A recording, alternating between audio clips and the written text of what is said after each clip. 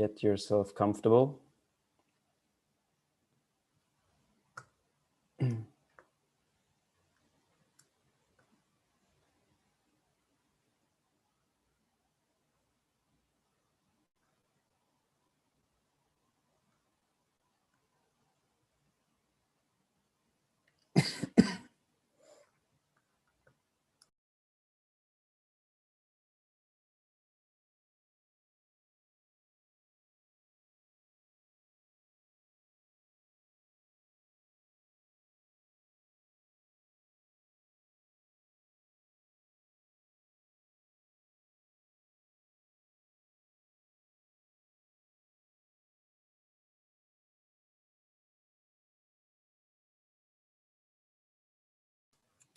Maybe it's also time for one of our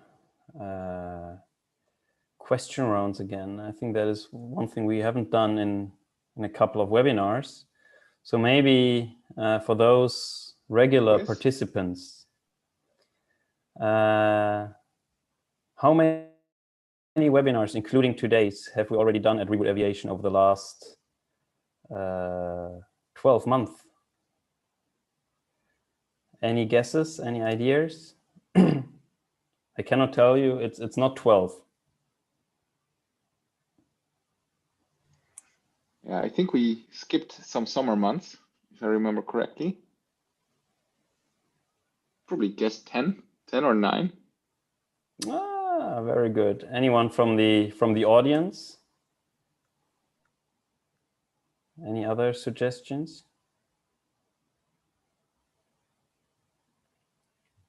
No, I think our dear friend from, do we have him here? From Toronto is not yet on the call. No. Well, Miklos, 8 is close, but we actually, Chris already said it, we so far did 10 webinars. I guess the first one in March last year. So we know we are now in 11th month. And in March was only with Asaya. But then afterwards we did 10, with today, 10 Reboot Aviation webinars.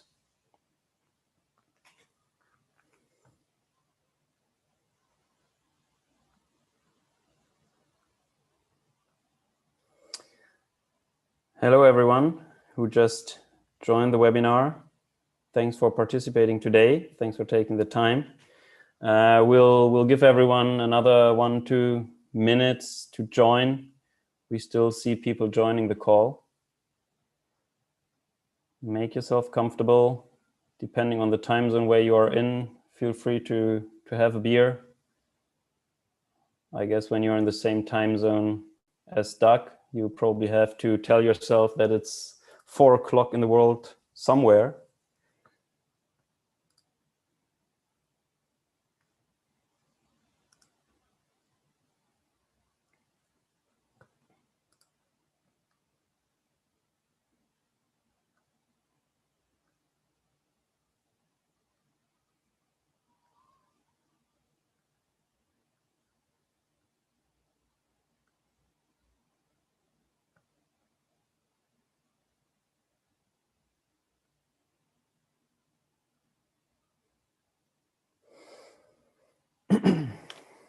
Okay, let's get going.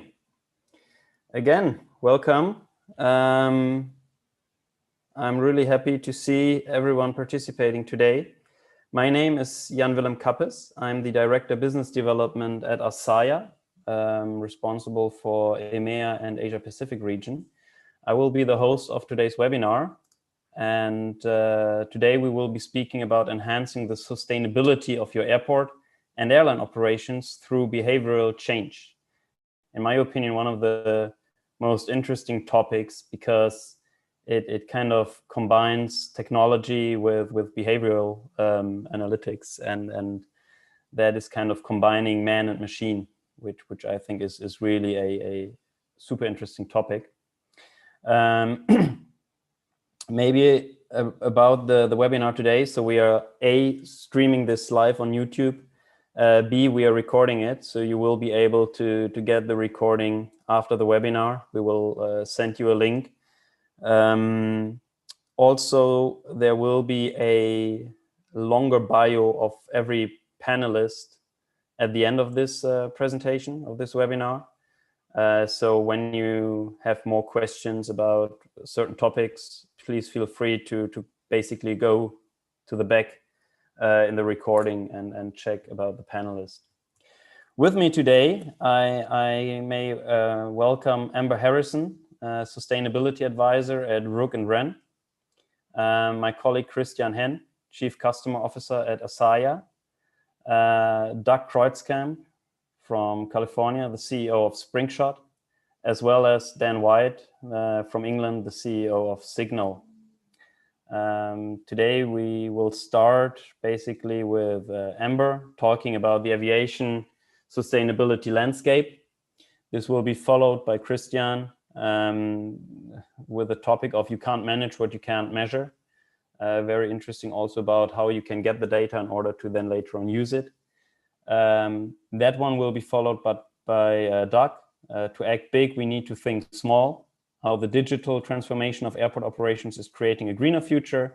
And then last, but definitely not least, Dan, about the sustainability through behavior change. So basically like wrapping it all together. And then in the end, there will be a possibility for questions and answers. However, whenever you want to ask a question, please feel free. There is a Q&A button on the bottom of your screen. You can always ask questions throughout the webinar, and then at the end of the webinar, we will answer them. And now over to you, Amber, and I wish everyone a great webinar. Thanks, Jan. So I'd like to start by taking a bigger picture look at aviation sustainability. If you're at the webinar in July around aircraft ground operations, you'll have heard that sustainability is a strategic concern for civil aviation. Now, despite the challenges that aviation's faced over the last 12 months and is likely to still face, sustainability is still a big issue. So on the next slide, you'll see the amount of emissions attributable to aviation currently varies depending on source, but it's generally around 2.5%. And even though the number of flights has decreased dramatically in the last year, it's anticipated that aviation's contribution to climate change will remain at similar levels. However, as ATAG, the Air Transport Action Group, noted, green recovery affords us an extraordinary opportunity for air travel. Now, while it might seem easy to make changes in other industries, the complex nature of aviation means that it can take longer to implement and to see the benefits of lasting change. Compared to electric vehicles, which have been around for a while, the infrastructure is here to support charging, and the general public can easily see what an electric car looks and sounds like. However, it's harder to see if a plane is using sustainable aviation fuel or if it's more fuel efficient. So to all intents and purposes, planes still look the same. So you can understand why there might be a perception that things aren't happening. But it's not the case. Progress has been made.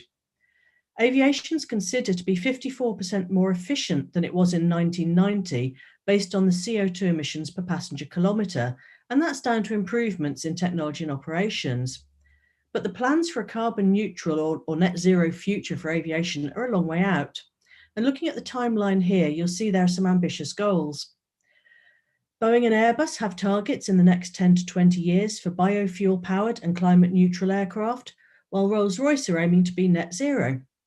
Norway is aiming to have all short haul flights taking place in electric planes by 2040.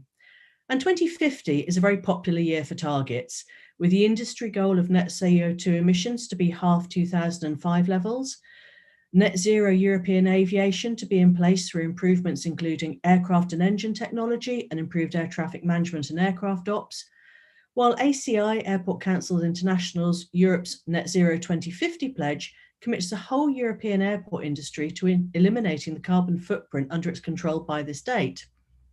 Also in 2050, One World Alliance members have united with a collaborative approach towards net zero targets that includes efficiency measures and waste reductions.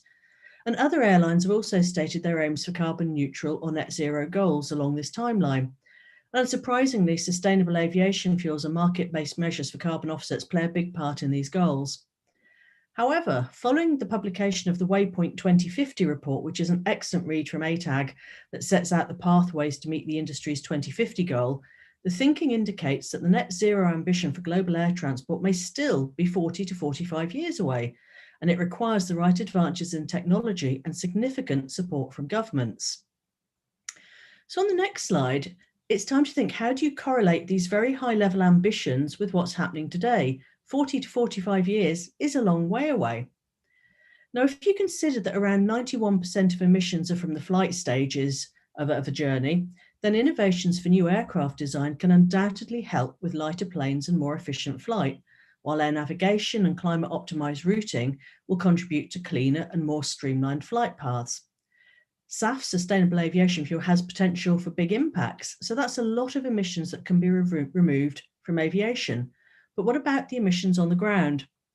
So back in the July webinar again, the point was made that ground operations can consume between 5 to 10% of overall aviation fuel, and that inefficiencies are abundant across ops processes. Now, this isn't perhaps surprising, as the focus is very much on aircraft turnaround, safe and efficient operations, and disruption management. After all, the airport's a fast-paced, time-critical environment. On-time departures are key to avoiding those dreaded delays. Airport collaborative decision-making has already helped realise many operational benefits in a process driven by data analysis and sharing between stakeholders. But if you want to further emissions from ground reductions activity, where do you start? Data is still king and can be used to bring new insights, but it's key to understand if the right data is being collected, how it's being collected, and where from. But with technology like the Internet of Things, it should be easier, more timely, and more accurate now than ever before. Now, once you have that information, and there's likely to be a lot of it, where do you find those insights that you can exploit? And how do you encourage your teams on the ground to engage with them? One of the straightforward facts about people is that we like simplicity. We don't like hassle. Let's face it, sometimes our attention span is limited. So how do you meld this data with a desire to effect change to benefit sustainability? Well, it's important that we figure it out quickly. Think back to that net zero target that ACI set in Europe. Over 330 airports are actively engaged in reducing emissions, as are many airlines.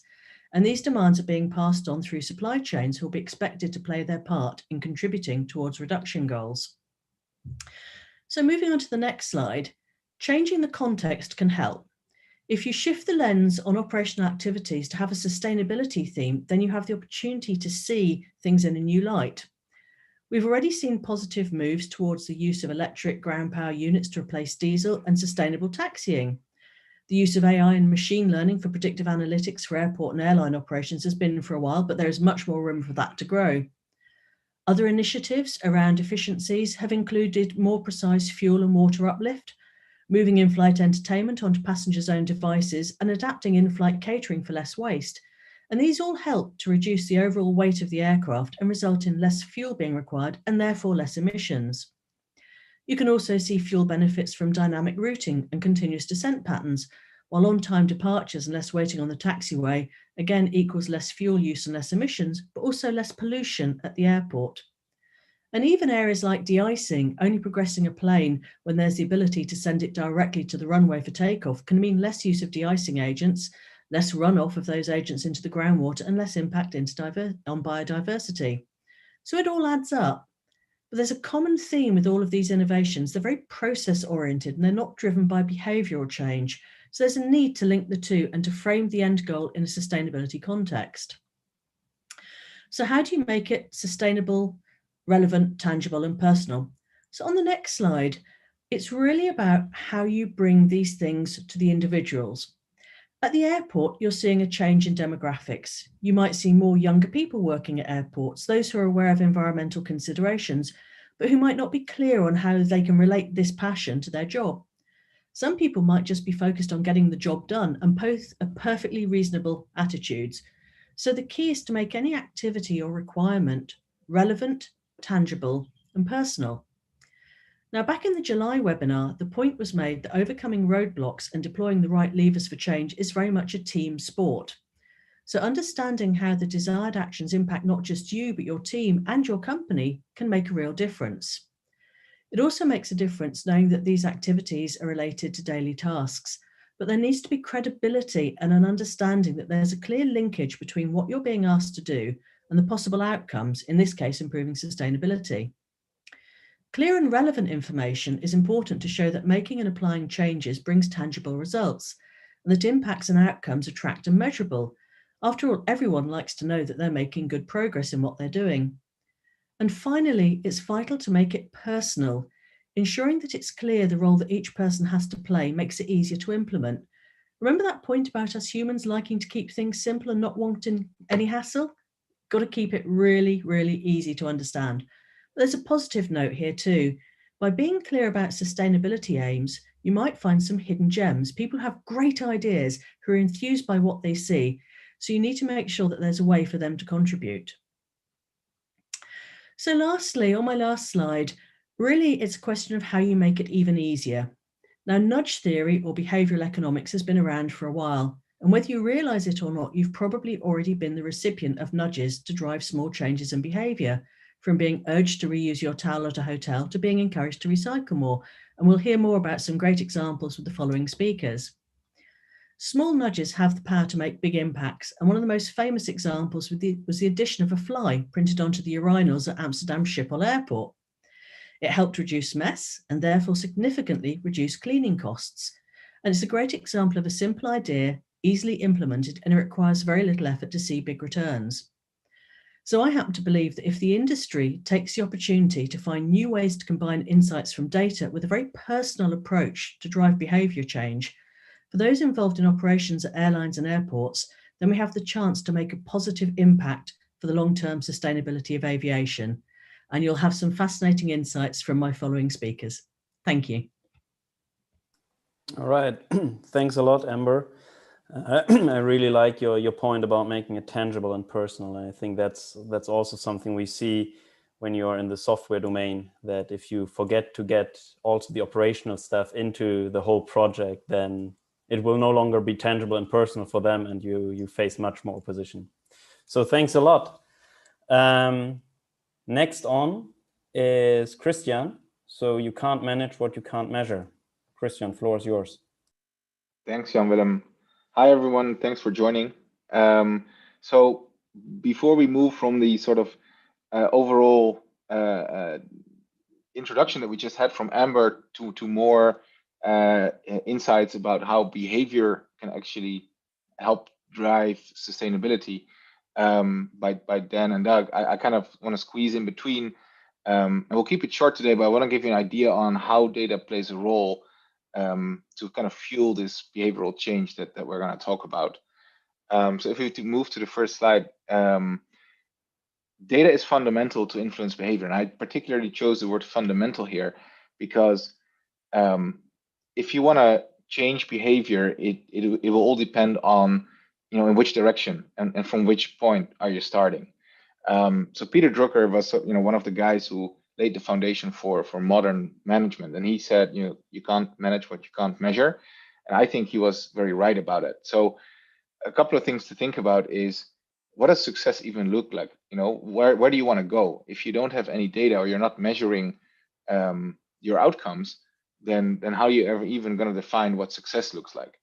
How successful are you at the moment? How are you currently doing versus the goals that you've set yourself? If you don't know these kind of things, then you don't know where to invest and where to focus. If you know these kind of things and you're coming up with initiatives to kind of influence behavior, influence sustainability, which of these initiatives are actually paying off, right? So what's your return on investment, and which ones are the ones being productive and should maybe be increased in size, and which initiatives are actually not paying off or even being counterproductive? So you also need to measure where you're going from where you started. And then also looping back to what Amber just told us, the human aspect is very important. And I think we're all aware of the fact that if you want to enhance human behavior and you want to see more of a specific human behavior, you need to reward that. So you need positive feedback loops in order to basically reward people who are doing the right thing. So as an introduction, we very strongly believe that you need to have this data in order to be able to see where you stand, where you're going to go, and how your actions are basically influencing the expected outcomes. Then a couple of examples that I want to show, because if we're thinking about data and airports and sustainability, it might still be a bit abstract. So what I did, I chose for 3 examples of data that we believe can actually help influence people's behavior in order to get to more sustainable outcomes. And the first one has to do with APU versus ground power unit usage. So obviously, when an aircraft comes in, it's still using its auxiliary power unit, which supplies energy to the aircraft. And this APU can actually only be turned off at the moment when the aircraft is attached to the ground power unit. And when the aircraft is departing, it's the other way around. So, as soon as they detach the GPU, the APU will already have to be on to supply power to the aircraft. Now, the APU is very inefficient, and actually, from all emissions on airports, on average, on the ground, 6% of all of that comes from aircrafts burning APUs. So that's quite a significant chunk of CO2 emissions that we can potentially minimize if we can minimize the amount of time that aircrafts are running these APUs. So what you see on the left side is from an experiment where we've used a heat camera, and where you can actually see quite clearly that by the hot engine cone, that in this case the infrared camera can actually very clearly see that the APU is on. And on the right side, you can see a snapshot from our turnaround control product, where you can see that our computer vision product is actually correctly detecting when a GPU is being connected and disconnected by an agent. So these kind of information can then be ingredients for alerts, notifications, in order to guide staff and help staff to understand that they might forgot something, that they actually did something which they should have done. So valuable inputs to influence behavioral change related to APU usage. The next example has to do with ground service equipment and the data around ground service equipment, and who's doing what and when are they doing it. In our experience, most airports and airlines typically have limited availability on real-time information about these kind of things. And when the information is there, it's typically not very accurate. And the interesting part is the more granular the information gets, the more interesting insights you're going to find.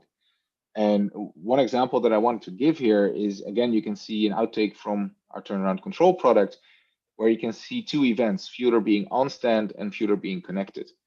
And the particular interest is here in the difference between the two, because once you start analyzing, when does ground service equipment actually arrive to do what it's supposed to do, and how long is it waiting or idling before it can actually do what it's supposed to do, then you probably find some really interesting patterns where fuelers or caterers are actually waiting, running their engines, emitting CO2, because something is basically obstructing them from doing what they came for. So we found, for example, that typically when front loading an aircraft with a belt loader happens at the same time as catering and fueling, typically one of these will be waiting, because there's typically not enough space towards the front starboard side of the aircraft to do all of these things at the same time. So once we get more visibility on it, we can basically better plan these activities, both upfront, but also in real time, trying to prevent these situations from happening, and therefore further reduce emissions from idling equipment, basically on the stand. The third and last example before we move on has actually to do with the planning of aircraft. And especially during these COVID times, when we're looking to reach sustainability goals, while at the same time also, of course, trying to limit costs and capital and operational expenditures, the key, especially for airlines, to address all these goals at the same time, is actually aircraft flow. Because if we have an ideal aircraft flow, which means that an aircraft is not waiting, it's not idling, it's not zigzagging, it's not flying at a suboptimal height, it's not flying at a suboptimal speed, it actually has the most optimal and therefore also most sustainable, but also most cost efficient flight you can actually have. And currently there's a lot of things that are standing in the way of these sort of optimal aircraft flow, which all have to do with planning. Because once we, if we make the plan before the day of ops, everything obviously looks good because it's the way we designed the plan. But then as sort of operations kick in, and the day of operation kicks in, things start to change, and we might have to have an aircraft waiting or ask them to zigzag a flight pattern. And what we are saying is that, again, you can use data in order to get a predictive image of the future that allows you to prevent these situations from happening. And therefore, situations where you have aircraft queuing on the taxiways, or even worse, being in the air at suboptimal speeds, at suboptimal heights, flying zigzag or holding patterns, is something that you can prevent if you know upfront that there's a problem with capacity, because in that case you would actually hold the aircraft on the ground at the gate while it's not burning kerosene, emitting CO2. So that's also data about not what's happening right now, but data that can be used to predict the future state and location of an aircraft that will help you to create aircraft flow that is most efficient. So those are just a few examples. There's obviously more, but I just wanted to make it a little bit less abstract so everyone has an idea when we talk about what kind of data can actually be helped to fuel behavioral change, and what does more sustainable behavior in aviation mean. These are some examples, and yeah, handing it over to the next speaker to zoom in further on these kinds of cases. Thanks. Thanks, Chris. Yeah, so without any further ado, Doug, the floor is yours. Thank you, sir. Thank you, Jan Willem. Thanks also to Amber for setting the stage on this critical issue. And I want to thank Christian for sharing more about the mind-blowing opportunities really to capture incredibly relevant and granular data through cameras and sensors. Couldn't agree more, Christian. Data is fundamental here. So within the context of this existential issue, I will next explore how we take all that data and make it actionable for human beings, namely the men and women who serve in airport operation roles throughout the industry. So if you stick with me for about 12 minutes, I promise a really big payoff. You're going to come away feeling more confident in your ability to use small actions that you manage today to drive big gains in sustainability. And let's start by addressing the underlying root cause issue. Time is running. We have on the screen here.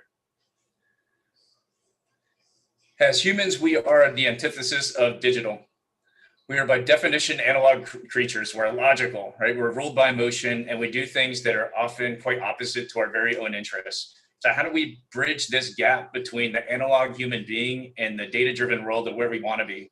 How do we get our airport operations colleagues to collect and use this data in a way that drives big change? Well, the answer lies in a field of study that honestly couldn't be further afield from logic and data, and it is the study of human motivation. So if we go to the next slide. So regardless of the field of psychology, at this point, it's pretty well established that our health, our resilience, and our outlook are far better when we are motivated intrinsically rather than extrinsically. So by intrinsic motivation, I'm referring to those actions that we take because we innately enjoy them and through which we find personal satisfaction, like walking our dog, or I coach my son's athletic sports teams. By extrinsic motivation, I'm referring to actions that we take in order to gain an external reward, like pursuing money or fame. And the science couldn't be clearer on this. To start the positive flywheel moving, to keep it going perpetually, we want to create environments where people are driven intrinsically to act. In our context, that means intrinsically motivating our aviation colleagues to take actions that have a positive environmental impact. Well, as we move to the next slide, there's really good news here around how do we do that. A tremendous amount of research has been done on identifying the conditions that fuel intrinsic motivation. One of the leading frameworks is self-determination theory. In dozens of contexts over the last 50 years, this theory has shown time and time again that optimal well-being and intrinsic motivation flow when three conditions are present. You see them here on the screen. First, when we have autonomy, when we feel that we take actions because we choose to take them. Second, when we have relatedness, when we feel that we belong to a community that we value, and in return, that community values us. Finally, when we feel competent, when we have an understanding of what's expected of us, and we receive feedback that confirms we've mastered those expectations. Now, let's take a look to see how this framework applies to airport operations. For the sake of time, before moving to the next slide, we're going to assume that autonomy is present.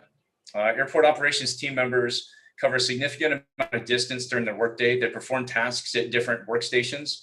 For those that have been in airport operations, it's very rare for the supervisors to follow them around. So while working, our colleagues have a lot of control over their bodies and the actions they take. And so, for the sake of brevity, we're going to assume today that they have autonomy. So with that box checked, let's move to the next slide where we could talk about the second component, which is relatedness. For relatedness to be present here, we need our colleagues to feel like they belong to a community that they value and that values them. To help provide perspective on the causes they value, I think looking at the age demographics of our airport operations colleagues provides some clues. As you can see here, over half of the US airport operations workforce is staffed by members of the millennial and Gen Z generations. These younger generations comprise an even larger percentage of the workforce in emerging aviation markets like Latin America, Asia, and Africa. So how can that help us here? What do members of these two generations both prize? As we turn to the next slide, you'll see fairly quickly, it's environmental advocacy. Amber touched on this at the beginning, and I'm sure this doesn't come as a surprise to most of you, but members of these two generations are focused heavily on environmental sustainability and climate change.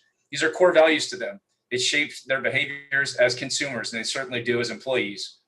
In a recent Fast Company survey, over 70% of millennials said they were more likely to work for a company based on its environmental agenda. Similarly, over 90% of Generation Z believes employers should actively support social and environmental issues. While some could see these viewpoints and this perspective as potential pitfalls for our industry, which again, Amber pointed out at the outset, accounts alone for 2.5% of the world's climate warming problem. In this context, it's oddly quite the opposite. The data shows that a majority of those working in airport operations want to belong to the environmentalist community. They want to seek its acceptance. As such, just like autonomy, we can check the box for relatedness as well within the context of self-determination theory. So this brings us to our final component. It's honestly the most difficult, and until recently was fairly impractical to solve. That component is, of course, competence. If you remember, competence is understanding what's expected of you and receiving feedback that confirms you've met those expectations. While preparing for today, I found this quote on the topic particularly insightful. There is a crippling vagueness about what sustainability means. Again, a crippling vagueness about what sustainability means. And for the longest time, that was true in our industry. People didn't know where to start. The carbon emissions problem was so big that as an airport worker, it was difficult to measurably tie one's actions to any tangible environmental goals. How could I receive feedback that I was meeting sustainability expectations when I didn't even know what those expectations were? Well, thankfully, and this is what Christian touched on, the vagueness has faded over the last few years as digital transformation efforts have finally taken hold, yielding reams of data in airport operations. As we move to the next slide, we'll touch on that. And before moving as to how we can connect that data to sustainability, let's just take a closer look at what's available. When structured appropriately, airport operations provide a treasure trove of data. Even your most basic turn of a narrow-body aircraft can involve over 10 teams performing more than 100 discrete tasks over a 45-minute period.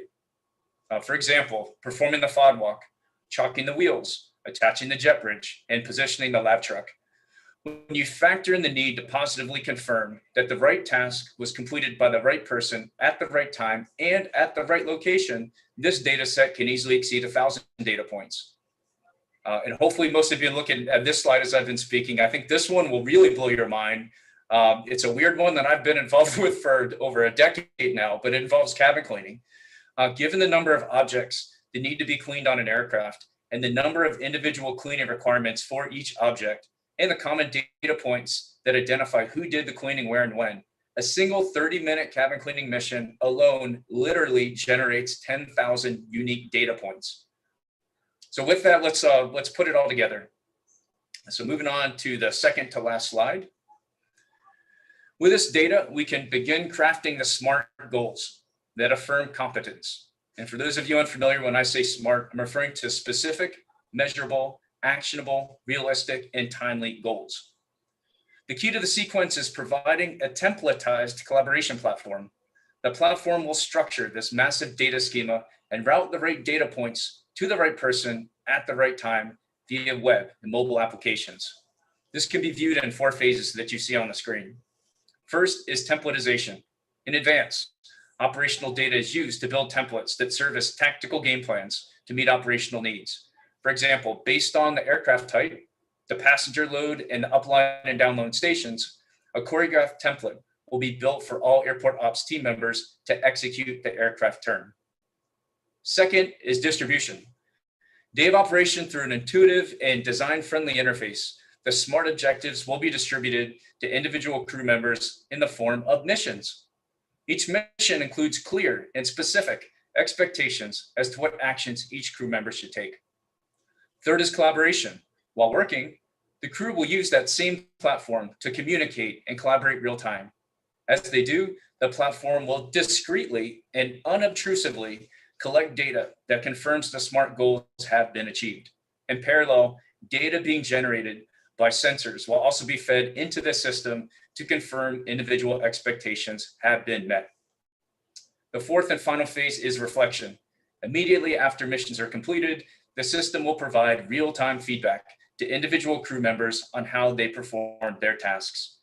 As Dan will share in a minute, it also uses nudging strategies to help team members course correct when they fall short of their goals. Okay, so we've now removed the vagueness, right, around sustainability. We're effectively collaborating real time around a complex data set. And 3, we're providing competence affirmation that individual SMART goals are being met.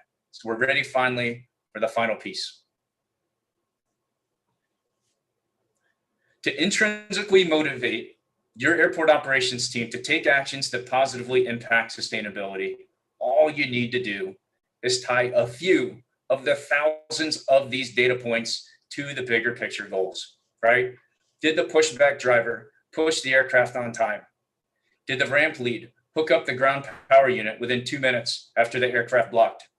Did the lav driver properly use a bucket to prevent a hazardous spill on the ramp? And then as you see on the screen, how many bags of recycling did the cabin cleaning team remove from the aircraft? All of these actions help reduce our carbon footprint. By providing the ability to capture this data and sharing feedback on how these micro actions positively impact the environment, you will effectively close the loop on self-determination theory to drive sustainability forward. Your team will be acting autonomously. They will feel connected and related to a broader community that they value. And they will have tangible proof that they're individual contributors to solving this existential threat that we all face as human beings. And as I promised at the outset, 12 minutes after I started, Jan Willem, through small actions that you already managed in your airport operations today, all of you on this call can help drive big change. Thank you. Thanks, Doug. And honestly, whenever I see your tech, I always want to spend a couple of days working on the ground. And I heard from some airlines that depending on where you come from, cleaning can maybe sometimes also take a bit longer. All right, cool. Thanks a lot. So last, but as I said, definitely not least, Dan, please go ahead with sustainability through behavior change. Thanks, everyone. Thanks for having me. So where are we? The 2020s mark a dynamic shift in the business of aviation. Firstly, there's the fallout of COVID, and airlines have got to continue to look to the future, try to determine where they're going to be in 1, 2, or 3 quarters. It's really uncertain right now. And despite this uncertainty, a few things are becoming quite clear, at least for the near term. So we have the apparent success of new vaccines, and sorry, I've got the wrong accent to describe that. The outlook for business travel is very mixed. So consumers are staying closer to home, they're making shorter journeys and they're driving more. And we have passengers that are needing more flexible terms. Cleanliness and social distancing is going to be a priority now in airports. But secondly, there's the need to improve the environmental impact across all industries, and that's being pushed hard by governments and regulators. So the science is really clear. If we don't do this now, we could be faced with economic and social challenges that make COVID look like a walk in the park. And finally, we've got more stress on the people. Tens of thousands of people have lost their jobs, and those remaining are under a lot of pressure. So I'm here to talk about this and argue that operational efficiency is a step forward to alleviating some of these commercial, social, and environmental challenges, and doing it really quickly. Next slide, please.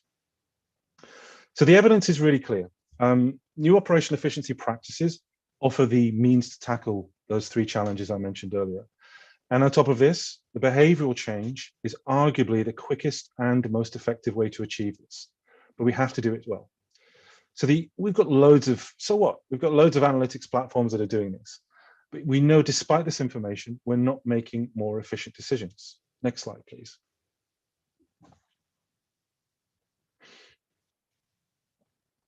So who are we? Who am I talking to you? Many of our team, we come from academia, and particularly the field of behavioral economics, which has been touched upon earlier. And without going into too much detail, effectively this means understanding human decision making and how that affects the irrationality of rational models. So in many industries, for instance, when we control for all external factors that affect performance, we still see huge differences in performance from the most efficient people to the least. And these differences can only be explained by management practices. And also from a behavioral perspective, we know that over 95% of the decisions that we make are unconscious. So we're being pushed and pulled by our environment a lot more than what we think. And behavioral economics applies this science that lies behind these irrational choices, to policies, products, and research. So to Christian's point, some of the best data which tells us what decisions are being made is rich now. We're at a point in time where we really are starting to understand these decisions. And some of these decisions are related to energy and fuel. And those data points also happen to tell us about carbon and greenhouse gas emissions and other pollutants that come from those. So the impact on aviation from a behavioral standpoint and a research standpoint is fantastic. And so some of the earliest and most famous experiments and studies in changing behavior are energy and fuel related. So how do we change behavior? Well, I don't want to repeat what Doug said. It was a fantastic presentation, and I'm just going to reiterate and say context is everything. But ultimately, how do we know what works? And using experimentation to evaluate our work, such as randomized control trials, gives us a very rigorous way to move forwards. So for instance, the use of social comparisons to help with household energy use, and I'll show you this in a second, may not be so effective in helping employees in being more efficient. So we have to be very clear and understand what works. Next slide, please. This is an example of how powerful nudges can be. This was a really famous trial, which my co-founder was involved with. It was also with a chap by the name of Richard Thaler from the University of Chicago and the Behavioral Insights team in the UK. If you can find out about this paper, it's called The Behavioralist as a Tax Collector. Effectively, the UK government were trying to collect taxes or unpaid taxes from the public, and they were using behavioral economics or behavioral science to try and increase the propensity to pay. And the example that you see in front of you is the use of a nudge called a social norm. And what we're doing here is effectively comparing people to their community or their peers. And the only difference between those two letters is that one sentence. 9 out of people pay their tax on time. The difference in tax collected between those two letters was £2.4 million in 23 days. So every single one of those words is worth a fortune. And so the point here is that when you do this right, you can really knock the ball out of the park. It can be very, very powerful. So great, we have a solution. So why don't we apply this to all of our problems? Why don't we compare smokers to each other to stop smoking, or compare politicians to each other to stop wars? I mean, I'm getting a little ahead of myself here, but what I do want to say is that this is grounded in context. So as I mentioned earlier, these social comparisons might work in helping people to pay their taxes on time, but they might not be so good in helping people to save fuel in the airport space. Agency is different, and that's where we really need to understand. Next slide, please. So bringing Doug's point, this absolutely has to be personal. We have to design information for the user's preferences, not just the organizations. And this also means making sure that personal data is respected and where necessary encrypted. And then, as I mentioned earlier, what about what works? We have to always seek the opportunity to apply experimentation, which is key. Next slide, please. So bringing this background to sustainability, is operational efficiency enough? Well, the short answer is no. As you can see on the graph here, as a carbon reduction solution, for aviation alone, operational efficiency across the whole sector is the red line here, or the red space, only takes a very small slice of the problem. But is it a solution that's ready for now? Yes, it is. And according to the latest IPCC report, we have only till 2030 to miss the first runaway climate change tipping point, which is the 1.5 degree, 2 degrees Celsius global temperature rise. So arguably, operational efficiency is extremely important to address right now for this particular sector. I'd be happy to dig into the environmental side of this in Q&A, but ultimately, behavioral change and operational efficiency offers a low cost and high impact means of achieving these goals. Next slide, please. So for us and for my organization, this became apparent with a study that our team undertook with Virgin Atlantic in 2014 to 16 with the University of Chicago and London School of Economics. This was the first time randomized control trial in aviation. And I just want to explain here the detail behind how powerful this could be in practice. Airline captains were provided with feedback about their performance against discrete behaviors.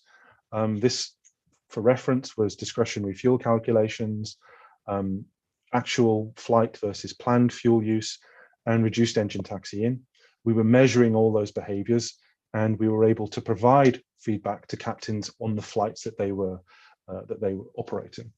We then randomized 335 captains into 4 groups, and with 1 as a control group who received nothing, and the 3 remaining received different contextual changes to their feedback based upon the academic literature. And we sent them letters once a month. And the results were mind-blowing. In 8 months, we saved $6.1 million worth of fuel. And this was the lowest ever abatement cost to reduce carbon in any industry in history.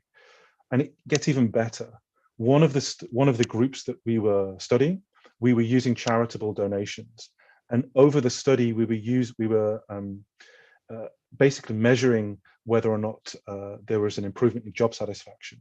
And that group showed improvements in well-being and job satisfaction, which was the same as moving from poor health to excellent health. So armed with this causal evidence for a win-win-win, we had to scale this. So my noble story is personally, I quit my previous position and threw everything at this. Next slide, please. So in conclusion, we need to move fast, and it would appear that a long-term focus carries risk. As we've seen, there are solutions we've seen today that not only save money, but they save carbon and they improve well-being. 3, being more sustainable makes us more efficient, but it is tough for airlines and airports to decipher what's good and what's not so good. And then finally, what about happiness? These are high-pressure, stressful situations.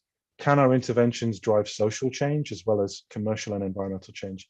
Yes, they can. So to conclude, these new solutions can be triple bottom line. They can be low cost, high impact, and a crucial step forward on a low carbon path for aviation. Thank you for listening. Thank you very much, Dan. And I think I've seen this graph now for the 3rd time, but it's still mind-blowing with the savings by nudging people into doing the right stuff. So it's brilliant. All right. So we are at the end of the presentations. There is a small poll where we would love to get your feedback, because on our side, we also want to get better every time. So your feedback is highly appreciated. I guess we are then also at the Q&A session. And we already received one question from Mark Porter. How do you balance, and I think that goes out to Chris and Doug, how do you balance the challenge of maintaining employee autonomy with the often uncomfortable truth that the same data can be used to improve operational efficiency at a more granular level, is also inherently linked to individuals more explicitly? So for example, in your example of templatizing operations, how do you ensure this does not cause a reduction in autonomy for employees? Or in the previous camera example from Chris, the feeling that my individual performance could be monitored. So I guess, Doug, maybe you can go first, and then Chris, you can go second. Yeah, well, first off, Mark, thank you for such thoughtful questions. I think those are the right questions to ask, so I appreciate you asking them. I guess let me bring up the question. Oh, let's see, answer. Cool. Oh, sorry, yeah. You moved it on me. So I guess by starting from an autonomy standpoint, I think the overall, for team members to feel that they have autonomy, you obviously can't structure their job too much. And so I'll give you a good example is cabin cleaning. So a lot of the missions that Springshot supports for cleaning involve maybe 1 or 2 tasks. The tasks typically are based on the section of the aircraft being cleaned. So we may have a 5-person crew cleans an aircraft. Maybe someone is responsible for the flight deck and the lavatories. Someone has the galleys, and then the other 3 team members have the seats. And so the task will be clean this section of the aircraft. It isn't clean seat 1, seat 2, seat 3, right? And they don't see tasks that say perform 8 different requirements on that seat. A lot of this is in training before. So when they come to the aircraft, they already know what they need to do. They obviously can use the platform to see if they have questions, specifically what the requirements are. But the goal is you cannot make the team member feel like they're a data collector. I think when mobile technology first sprung on the scene a decade ago, a lot of it was, let's just rush to digital. Let's put flip phones or PDAs, right, in the team members' hands, and let's have them complete lists. They cannot feel like you're collecting data. And so what's critical is the structure, again, try to minimize the tasks. And then to further the sense of autonomy, there's a whole, as Amber and I chatted previously, there's a whole field of study around job crafting. And so someone may have the title of cabin cleaner, but they may feel that it's their responsibility to report maintenance issues, right? Which is somewhat cabin cleaner may be somewhat responsible for that, but that's not their job. But if you provide in the workflow, the ability to, as they go, to quickly snap a photo and quickly tag a broken armrest, right? Or broken tray table, stuff that's not a no-fly item, but these are things that sometimes don't get caught in the logbook. So they're really helpful, but they're things where the cleaner can feel like, I'm crafting my job. I have the autonomy to do more. And I am a maintenance, reporter of items. And so I think the key for autonomy, again, is they can't feel like they're data collectors. You've got to minimize it. And you absolutely have to have an interface that is simple to use, right? There can't be this disconnect between the human and the device that, oh, what's it telling me? And this is a pain to interact with. People need to want to feel the desire to interact with that device and provide data. So I think I at least touched on a part of that. Christian, I'll kick it to you on the data side. Yeah, thanks. I think also excellent question. And maybe before I read sort of 3 things that pop into my mind when I heard the question, but maybe before mentioning them, I think what's interesting that there's also a very big cultural aspect to this. For example, in some Southeast Asian cultures, measuring performance is the most normal thing there is. And in any job you will go in Singapore, individuals' performance will be measured, will be publicly displayed versus their peers. And that's something that in some Western cultures is not normal at all, and you won't find there. So first of all, I think you have to have a sort of a cultural sensitive approach to this.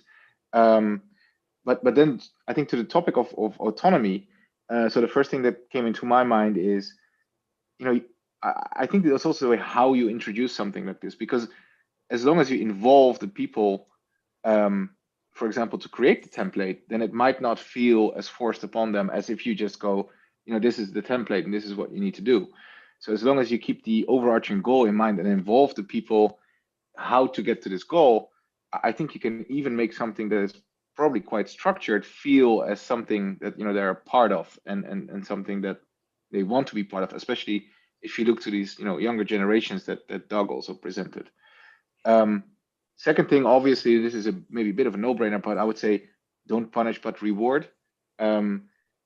Individual performance measurements that lead to punishment will not be very popular. Obviously, I guess if you're going to reward people for proper behavior, they're going to have much less trouble with being monitored on an individual level. And then the third thing, I don't necessarily even think you need to address people on an individual level. like if you show, like obviously you want to be able to show people's performance, but you can do it on a shift size, team size kind of groups, right? So there's an optimum, because if you go too big, people say it doesn't matter what I do, I don't see the response of whatever I'm doing in the data or in the results. But if you go to the individual, that might even be too small. So I guess the trick is also here to find the optimum level where people don't necessarily feel chased individually, but still have an idea that, I can see my team is doing well. So those are just, I think, 3 things how we can kind of address that topic. I hope that was real quick. If I could pick up, Christian, on something you shared there, I think, Mark, what's critical is there are different feedback mechanisms. And from a motivation standpoint, if you've got team members that are already intrinsically motivated to do something, don't stack rank them. That's going to deprive them of the autonomy and the joy of doing what they do, right? So studies have showed time and time again that some of the worst feedback systems are ones where you stack rank people. Most famously, Jack Welch in differentiation. If you have 100 people and there's a contest and one person wins, studies show, this probably won't be that off when I say it, but studies show that the most disappointed person isn't number 100. They don't care. It's number 2. The last thing you want to do, right, is, to Christian's point, is to disincentivize the individual. So use different feedback systems, badges, XP. Those all work really nice when people are already intrinsically driven to do something. But when it's something where you have to drive an extrinsic reinforcement, Christian's right. Even in Western cultures, you may need to stack rank and display performance individual versus individual, but really try to use that sparingly, because it's just been shown not the best motivator long term. Cool. Thanks, guys. Looking at the amount of questions we're getting in, I would like to move on. Mark, I hope your question has been answered now. Next question is coming from Jim Robinson. He asks if there has been a global index or scorecard been established or will be established so airport management can measure their success over time in achieving sustainability goals, e.g. zero carbon. Okay, I'll pick up on that one if I may. Thanks for the question, Jim. It's a good one. There's a couple of scorecards around at the moment. So as part of the ACI Airport Carbon Accreditation Programme, there's a tool which is free for airports to download called ACERT, which allows you to measure the emissions and the targets around at airports. And that's proved very popular, and that gets consolidated into all the ACI reporting. Or the other alternative is to look at ISO 14001, which a lot of airports have adopted, which is the international standard for environmental management systems. And that works on targets, goals, and very much on the plan, do, check, act process around continuing improvement. And what's nice about that particularly is it looks at the environmental aspects and impacts. So what you do on a daily basis and what the potential impacts of that are going to be, and it ties into things like risk and opportunity as well. So I hope that answers that question. It's a very quick answer. Thanks a lot, Amber. Brilliant. So the next question is coming from Charlie Pryor. What percentage of aviation CO2 emissions and other pollution be reduced on the ground? The other way of looking at it is what can realistically be done while we still have ICEs and kerosene? I guess that goes a little bit in your direction again, Amber. Yeah. Hi, Charlie. Nice to hear from you. It's a big question, and I don't have an immediate answer to it, to be honest. I think a lot of it will depend in which part of the world you're in. So up in the Nordic regions, they've already done a huge amount around reducing emissions on the ground. When you start to look a little bit more globally around things like integrated and intermodal travel systems, you're starting to see big shifts and changings coming through there. I think one of the interesting areas is going to be when you start to look at things like the electrification of aircraft and looking at implementing energy grids into airports, but that's a much bigger infrastructure change. So I think there are opportunities there, but there are provisions that it depends very much on the maturity, the level of adoption, any government or climate corporate taxes. I think there's 64 separate carbon taxes around at the moment, according to the World Bank report. So that will drive changes and shifts as well. So I can't quite answer in terms of a percentage, but there is going to be, I think, a lot that can be done. And I think there's a lot of opportunity there. Thank you. The next one goes, the next one is from Sugandhi Jayaraman. How far, and I think, Chris, that goes a bit into your direction, how far are we from integrating a CDM type solution into all ground handling operations so as to ensure energy efficiency and sustainability? Are there examples of something similar being already implemented at any airport? Excellent question. And it's a topic that we're actually pushing quite heavily for. And it's a bit of a cat and mouse situation or chicken and egg situation, because the anticipated benefits are actually quite significant. However, all the airports, which would be the initiative takers, are kind of looking for the evidence to invest in these kinds of initiatives.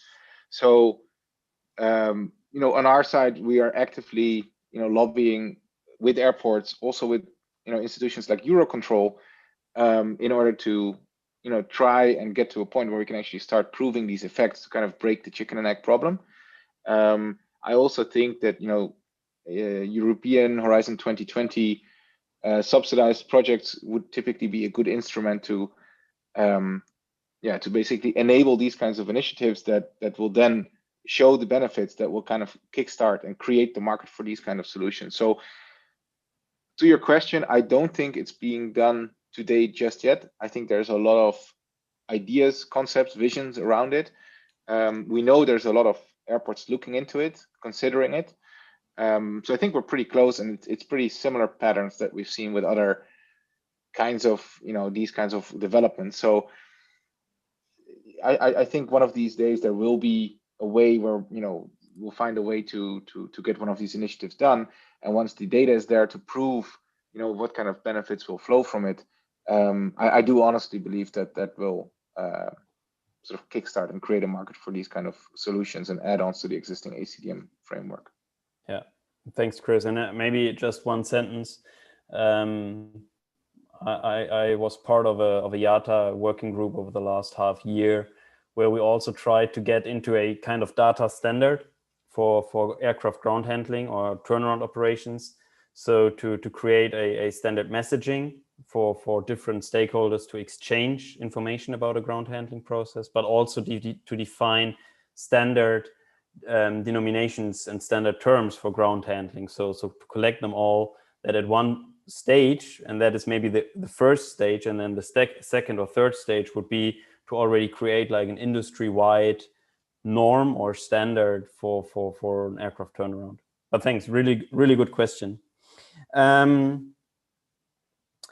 Next one is Craig Schiller. Recognizing we are talking about an important and immediate means to emissions reduction, what would you want to say to airlines and nations to accelerate the other roughly 90% of aviation's decarbonization? I guess that goes back to Amber.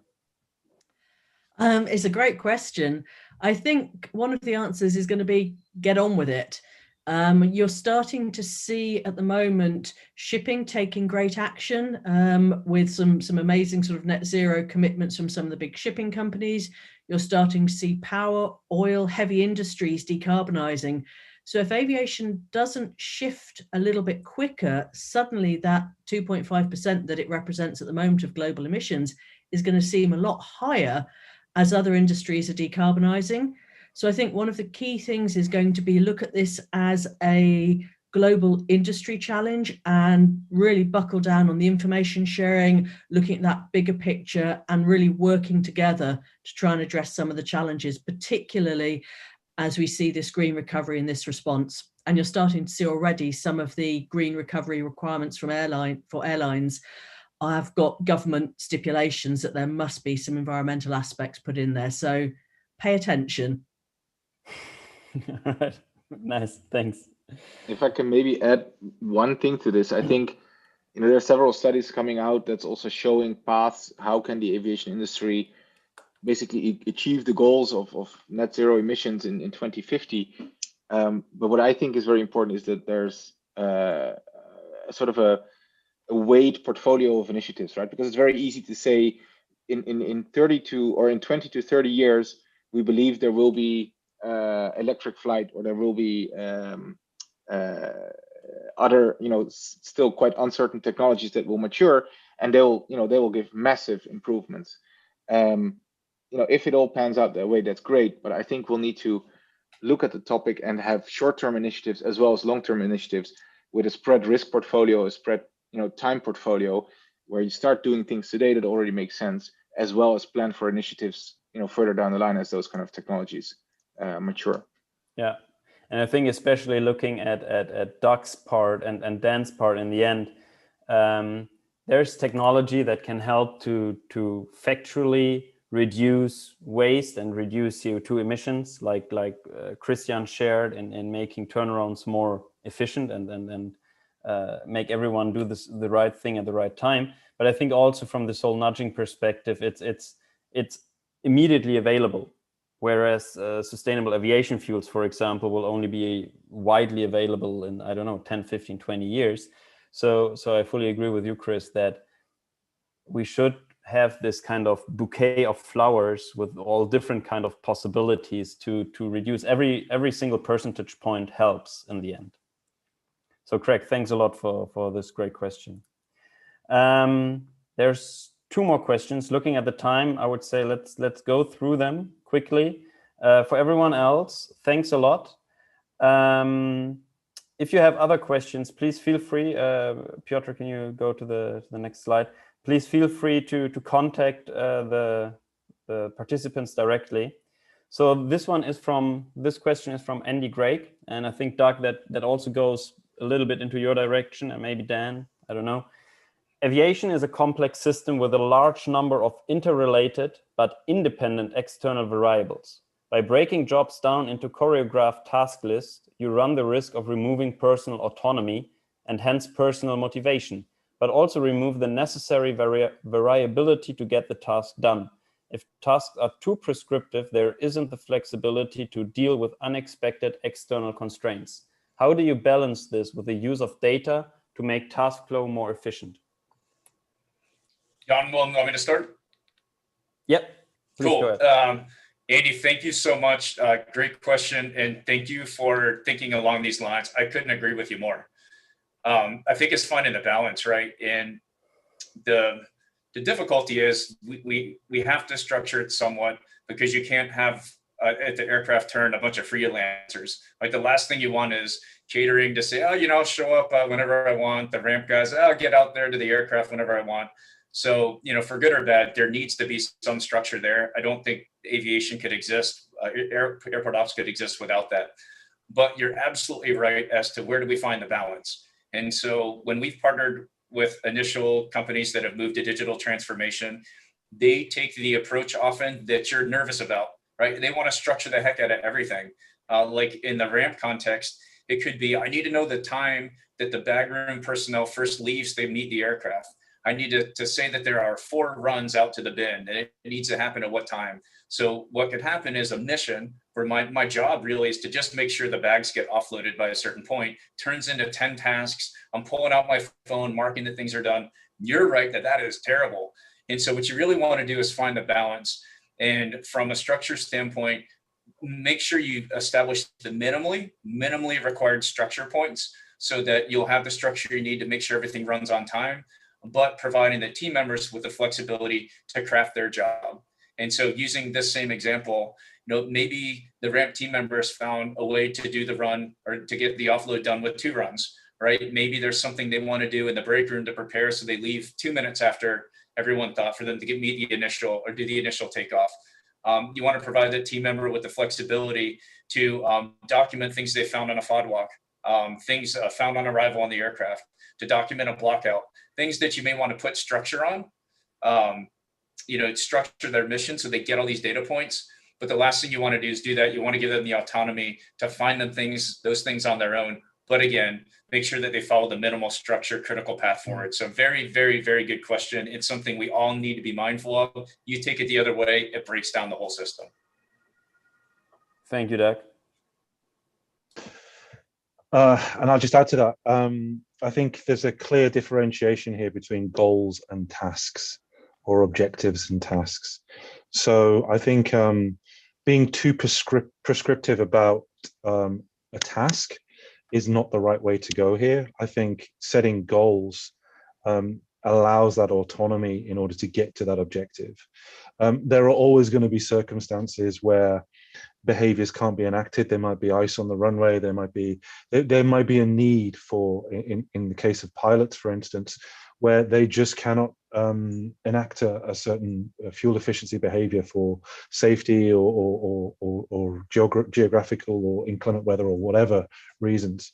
So with that in mind, I think the first thing is that from our perspective, the data has to take consideration of that and provide the recipient the ability to question the feedback or say, hey, I wasn't able to do this because of A, B, and C. And just making sure that that feedback loop is two-way so that the user is already building part of the feedback for their own personal experience and making sure that it's goals and not tasks. The task can be suggestions rather than orders. Then I think that allows for the autonomy and makes it more fun as well. Thank you, Dan. Both with the D. All right, then the last question of today, and this goes out to you, Amber, from Vivekanandan. Sorry for mispronouncing that one. This is a specific question to Amber. We are focusing on sustainability and showing level of effort required to achieve long-term targets. What about other side of the equation? How to show an airport is less vulnerable to climate risk? Thanks. This is a great question. I actually love this because we talk a lot about the impact of aviation on climate change, but what about the impact of climate change on aviation? And it's a very good point to raise. So when you consider changes in temperature, extreme changes, you look at changes in weather pattern, much more forceful winds, which if you happen to be flying are going to make it a lot more turbulent. And I think there was a great report from NASA, not so great if you're a passenger, but it was talking about the increase in passenger related claims for injuries related to turbulence. These are all things you need to consider. At the actual airport level, I think one of the biggest key elements to consider is a really good risk assessment for climate change. So are you in an area where you're likely to have rising sea levels or rising groundwater that might then come up and flood your runways more regularly? Do you need to look at extreme heat and therefore look at smart cooling panels for the airport? Do you look at when and where you put your AC on based on where the sun is? Do you look at potentially having cross-running runways so you can avoid changes in crosswinds? So there's a lot of work that needs to be done if you are running an airport around considering those climate risks. And it can come through as well to do your critical systems. Do you have good backups? Do you have enough power if something goes down? How do you keep people maintained to the airport? There's all sorts of things to consider. But again, I'm a big fan of ISO 14001. And one of the things it looks at is risks associated with climate. So that would be one of the key parts, is to really look at your environmental impacts aspects and apply it to the climate in which your airport is operating. And then to start having some kind of longer term views, working with meteorological societies, and really starting to understand what some of those impacts could be. And being forewarned is being forearmed. Brilliant. And I guess on these great words, thank you, everyone. Thank you, Amber, Doug, Christian, Dan. I think it was a really good webinar. We learned a lot today again. Thank you, everyone, for participating. It was great to have you here. I saw that in the end, Przemek made it to the webinar again, so you still keep the 100% record. I love that. Thanks, everyone. Have a good evening or a good day. And see you again next month.